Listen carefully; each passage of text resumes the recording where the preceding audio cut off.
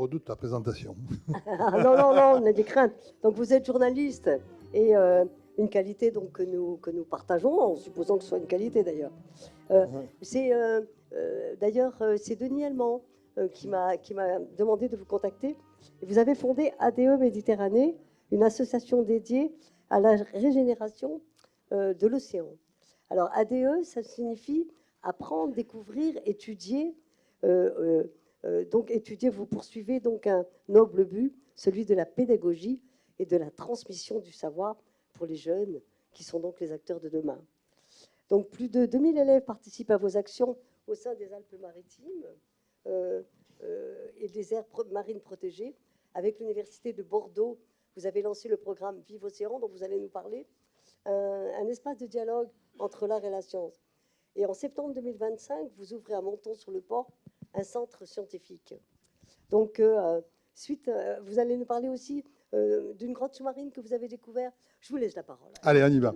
On y va. D'abord, merci de m'avoir invité. Et à cette heure, vous avez vu, on vient de parler de beaucoup de choses, hein, de l'impact, des prévisions, voilà, et de l'avenir. Ce qui nous a paru primordial, c'est là, c'est ce bouton-là. Hein. Donc, voilà. Ce qui nous a paru primordial, d'abord, au niveau d'ADE Méditerranée. Alors, nous sommes des plongeurs sous-marins. On peut se revendiquer, nous, de pouvoir voir, connaître les fonds marins. En moyenne, je plonge à peu près 300, 320 fois par an. Vous voyez à peu près ce que ça peut donner. Hein, donc, je peux parler un peu de ce qui se passe au fond de l'eau. La mer, on la connaît souvent, mais de dessus, mais rarement de ce qu'il y a dessous. On connaît, tout à l'heure, on parlait d'astrophysique, etc., des planètes. On connaît plus la surface de la Lune que ce qu'il y a au fond de l'eau.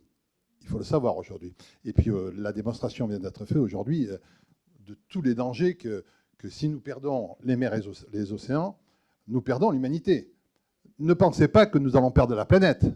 C'est une chose qu'il faut bien se mettre dans la tête. La planète a eu 18 cycles, elle arrivera à se régénérer, mais elle se régénérera certainement sans l'humanité.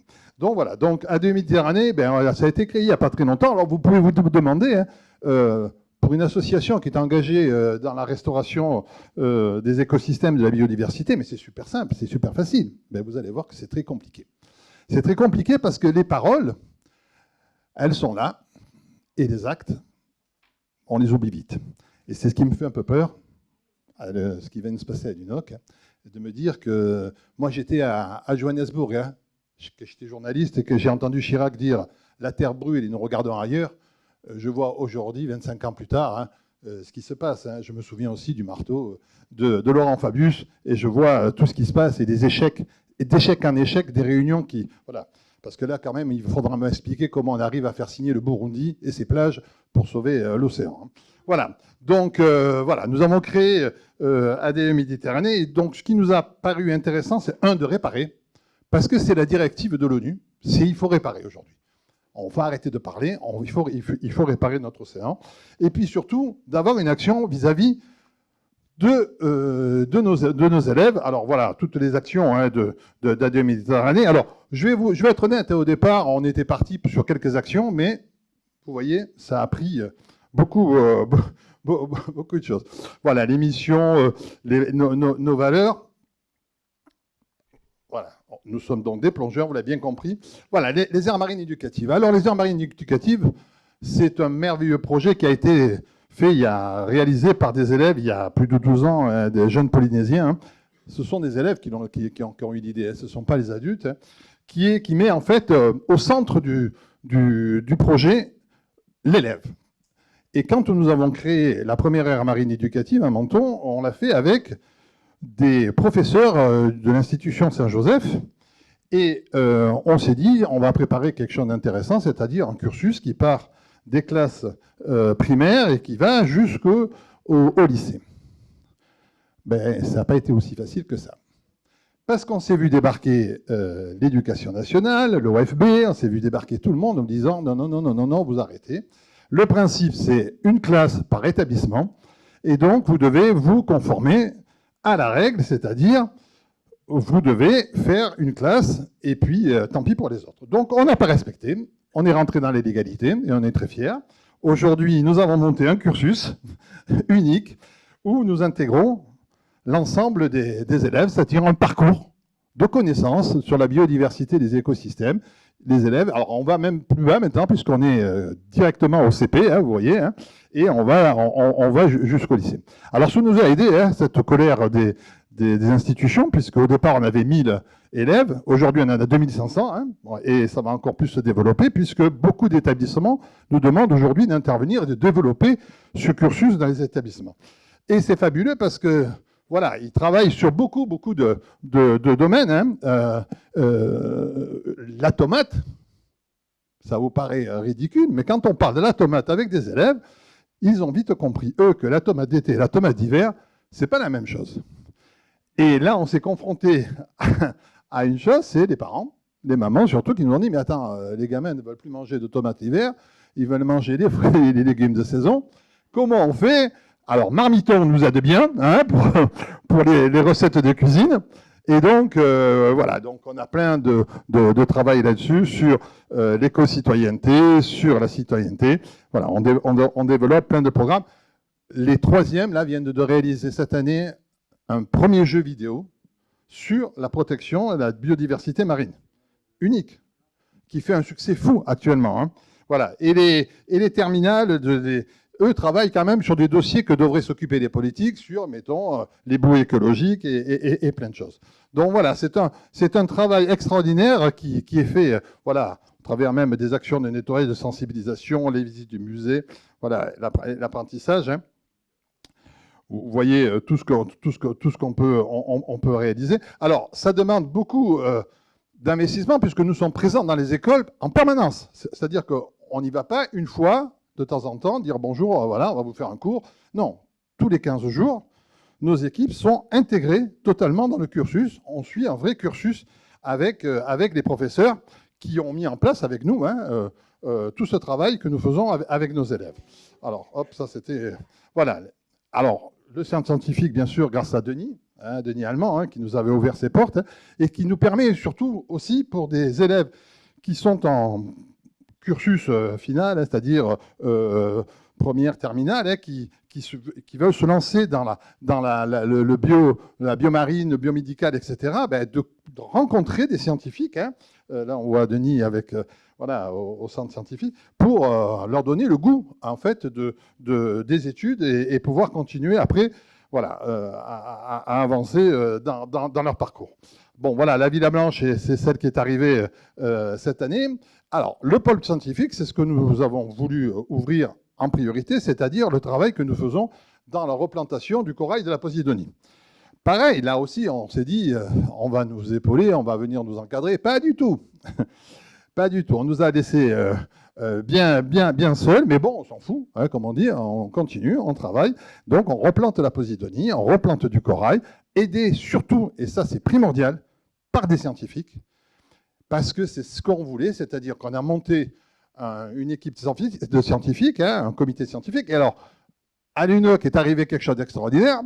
Je me baladais dans la fameuse baleine, et quand une personne, un Américain, est venu me voir, m'a secoué, m'a dit « Vous êtes Bernard Perrano ?» J'ai dit « Tiens, il me confond avec Brad Pitt, là, c'est pas possible. » Et il me dit « Ah, je voulais vous rencontrer, je suis responsable du département corail de San Diego, aux États-Unis. Je cherche un partenariat avec la Méditerranée.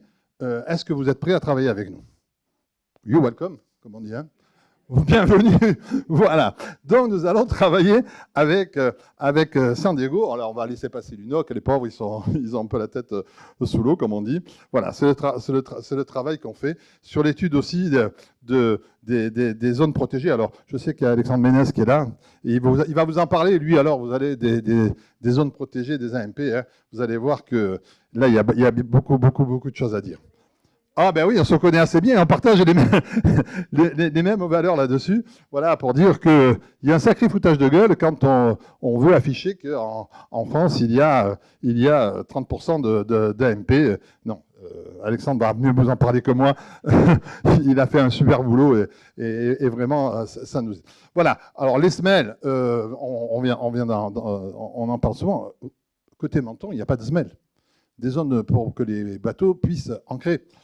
Et souvent, c'est la guerre que je mène un peu, alors gentiment, hein, parce qu'à côté de nous, on a un pays assez puissant qui s'appelle Monaco.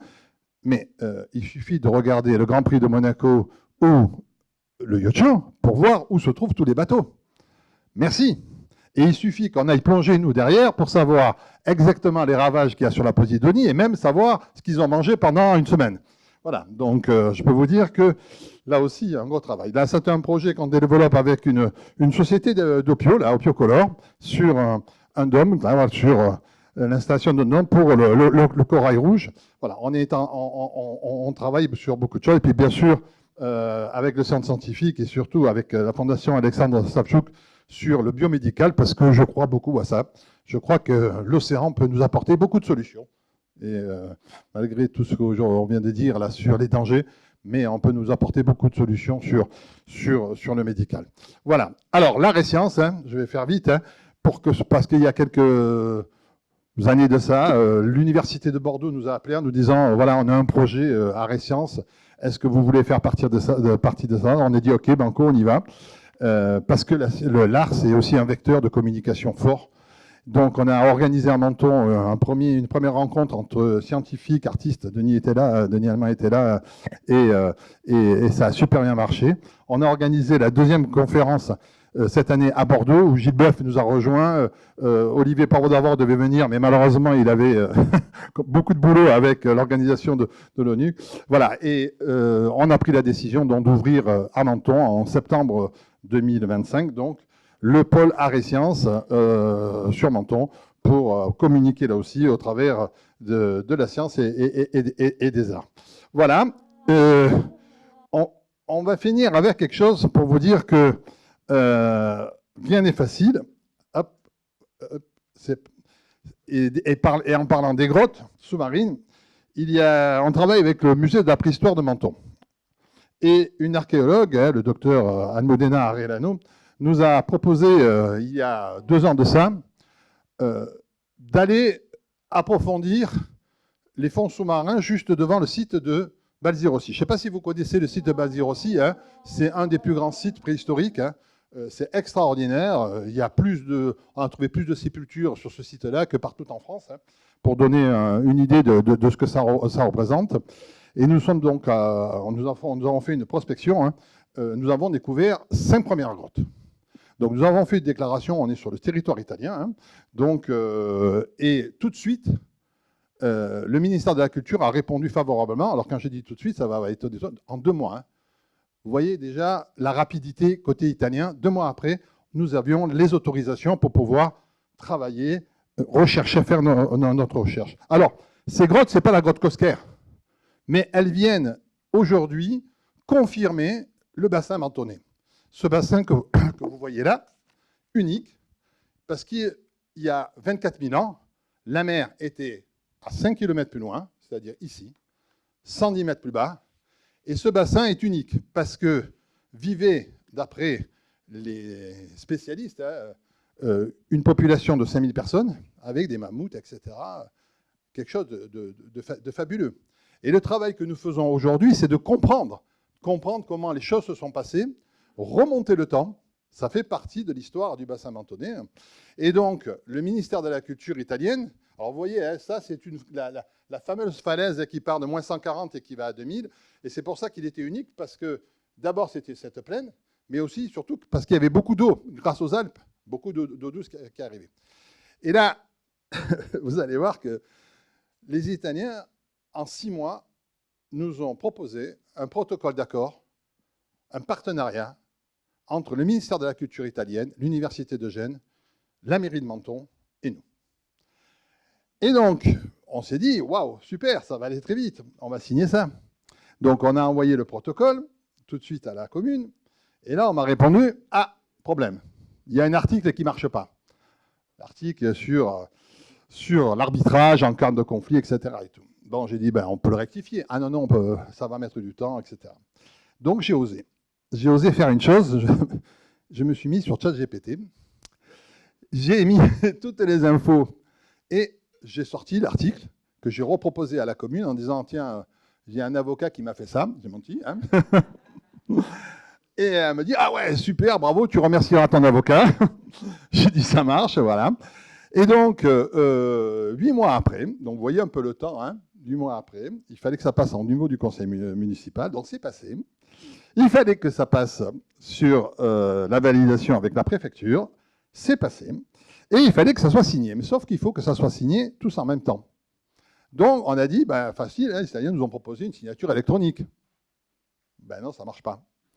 Parce qu'on ne sait pas faire chez nous. Donc, on est tous partis à Gênes pour aller signer, voilà, le protocole d'accord.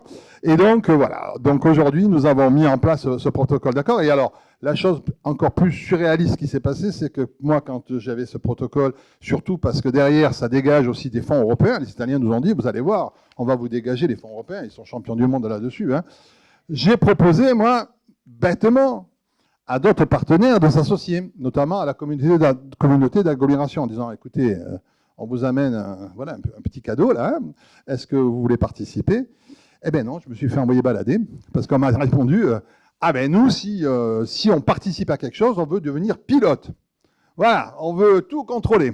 Bon, du coup, je leur ai dit, allez vous faire voir, excusez-moi l'expression, on va continuer, on va le faire, et donc on avance. Voilà, tout ça pour vous dire que c'est pas parce qu'on est une association engagée, c'est pas parce qu'on est une association qui aujourd'hui est dans l'air du temps que toutes les choses sont faciles. C'est très compliqué. Alors, c'est assez marrant parce que tout à l'heure, je le disais à quelqu'un, là, je disais actuellement, tout le monde est en train de me passer la main dans le dos, même Louis Sarkozy, qui veut se présenter à Menton, est venu me voir. Et oui, parce que quand on a 2500 gamins engagés, ça change tout. Hein. Et moi, je ne l'ai pas fait pour ça au départ. Hein. Je me rends compte aujourd'hui que 2500 gamins, avec les parents, les grands-parents et tout le reste, ça fait une force. Ça fait des bulletins dans l'urne. Donc on s'est dit, on va l'utiliser, hein, tant qu'à faire, hein, on ne va pas s'embêter. Voilà. Et donc aujourd'hui, on nous parle de mieux en mieux, mais surtout, on est très content aujourd'hui que des Américains viennent nous voir en nous disant, on veut bosser avec vous, que Bordeaux nous dise, on veut bosser avec vous, que l'Université de Gênes nous dise, on veut bosser avec vous, qu'un soir, en rentrant, je reçois un coup de fil d'une grande société de BTP qui me dit voilà, comment on va vous financer, on veut vous soutenir, envoyez-moi votre RIP, on va vous verser de l'argent.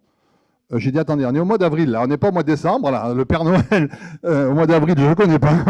Donc, comme je n'y croyais pas beaucoup, j'ai demandé à ce que ce soit confirmé par mail, parce que je me suis dit, si je raconte ça aux copains, ils vont me dire que je suis un peu barge. Voilà, et donc, oui, voilà. Donc, on est content de ça, parce que vraiment, voilà, les choses se font. On regrette simplement que, malheureusement, la parole politique est souvent absente. Beaucoup de promesses, peu d'engagement. Et que c'est pas grave, on va le faire sans eux, on avance. Vous nous étonnez là. Non, il faut le faire. On le fait surtout parce que je pense que c'est toute la conscience de la Méditerranée. Bien sûr. C'est-à-dire que si on ne fait rien maintenant, hein, et je parle devant les scientifiques, on n'a pas 100 ans là, hein, on n'a pas 200 ans, on n'a pas 300 ans à attendre. Les dates, on les connaît, 2050, 2100. Hein. Si on rate, là, maintenant, aujourd'hui, l'échéance de changer les choses, ce sont nos générations futures qui subiront l'impact et voilà, notre inaction pour leur avenir. Donc je pense qu'on leur doit ça. On a vu les pollutions, tout ce qu'on a fait, hein, on a vu tous les dégâts qu'on a commis, moi le premier, hein, je m'inclus aussi comme pollueur, hein, mais je ne savais pas, personne n'était passé dans mon école pour me dire attention, ce que tu fais là, c'est pas bon pour la planète. Je crois qu'on leur doit ça et je crois qu'aujourd'hui, on n'y arrivera pas tout seul. Et c'est ce que je dis souvent. Ne croyez pas que chacun de notre côté, on va pouvoir y arriver. C'est tous ensemble. Et il faut des scientifiques. Et moi, je trouve qu'aujourd'hui, on n'écoute pas assez les scientifiques. Il faut qu'on les écoute beaucoup plus. Moi, j'ai appris plein de choses avec Gilles Boeuf sur les Jeux Olympiques. Il m'a étonné là-dessus. Hein. C'est extraordinaire. Hein. Voilà, et que entre les scientifiques, entre les petites mains que nous sommes, entre voilà, des gens engagés, je crois qu'il y a encore moyen à faire des choses. Merci beaucoup. Merci, M. Perranet.